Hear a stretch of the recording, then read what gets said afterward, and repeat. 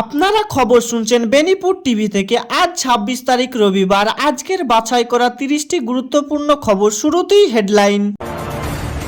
গুরুত্বপূর্ণ সাংবাদিক বৈঠক, হাসপাতাল থেকে বড় বার্তা দিল মুখ্যমন্ত্রী। মুখ্যমন্ত্রী ঘোষণা করেছে, পুলিশ যদি আপনার গাড়ি আটকায় দিয়ে যদি বেআইনিভাবে টাকা চায় তাহলে টাকা দেবেন না। ছাত্র আন্দোলনের নামে নতুন বিতর্ক মুখ্যমন্ত্রীর কাছে জানানো হলো। ধর্মেন্দ্রর সঙ্গে নিয়ে নতুন রাজনৈতিক বিতর্ক চালু হয়ে গেল। বিস্তারিত খবরে জানুন। সিজেপির পাশে মমতা, সন্ধ্যায় গুরুত্বপূর্ণ কর্মসূচি যোগ দেওয়ার সম্ভাবনা। কি বলছে কেন্দ্রের কাছে একাধিক দাবি, রাজনৈতিক মহলে জোর আলোচনা চালু হয়ে গেছে। ককরোচ অপসার নিয়ে আরও সময় চাইল কেন্দ্রের বৈঠক প্রতিনিধি দল। কি বলল গুরুত্বপূর্ণ মামলা, শুনানির নতুন মোড়। দিল্লি বিশ্ববিদ্যালয় ইস্যুতে রাহুলের মন্তব্য ঘিরে জোর চলচনা। মাঝরাতে ভিডিও পোস্ট করার পর 12 ঘন্টার মধ্যে প্রধানমন্ত্রীর ফলোয়ার্স বেড়ে গেল 11 লাখ। বিধায়কের আবেগ ঘর মন্তব্য নিয়ে রাজনৈতিক মহলে নতুন আলোচনা। প্রশ্নপত্র ফাঁস হওয়ার কারণে 10 বছরের জেল ও 10 লাখ টাকা জরিমানা করা হলো। ভোটের আগে রাজনৈতিক লড়াই ও তীব্র অভিষেককে বড় চ্যালেঞ্জ।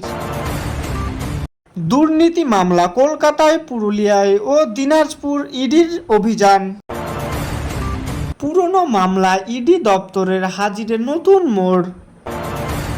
দেওয়াল ভাঙ্গা নিয়ে কলকাতায় নতুন বিতর্ক চালু হয়ে গেল। আরইপুরের মর্মান্তিক ঘটনার পর আবার 8 জন গ্রেফতার।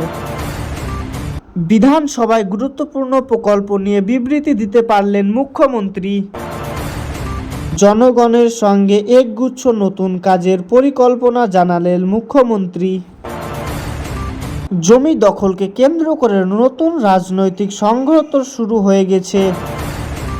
বন্ধুরা, এতক্ষণ শুনলেন সংবাদ শিরোনাম, এবার শুনে নিন বিস্তারিত খবর। বিস্তারিত খবর শোনার আগে আমাদের চ্যানেলটিকে একটি লাইক ও চ্যানেলটি সাবস্ক্রাইব করে দেবেন। তারপর শুভেন্দু অধিকারী বলেছেন, যদি কোনো পুলিশ বা কর্মকর্তা আপনার গাড়ির কাগজ সকল জিনিস যদি ঠিকঠাক থাকে তারপরও টাকা যদি দাবি করে তাহলে ঘুষ দেবেন না। সম্ভব হলে ভিডিও বা প্রমাণ কোনো কিছু করে রাখবেন সরকারের কাছে, বা তারপর কর্মকর্তার কাছে যাবেন, অভিযোগ জানাবেন, তারপর দাবি ঘোষণা করবেন। যদি সকল জিনিস ঠিকঠাক থাকে তাহলে আইনত ব্যবস্থা নেওয়া হবে। তিনার প্রতি সরকারি নীতি হতে গেলে সাসপেন্ড পর্যন্ত হতে পারে। তিনি সাবধান জানে হয়ে থাকে, তাই বলছে শুভেন্দু অধিকারী।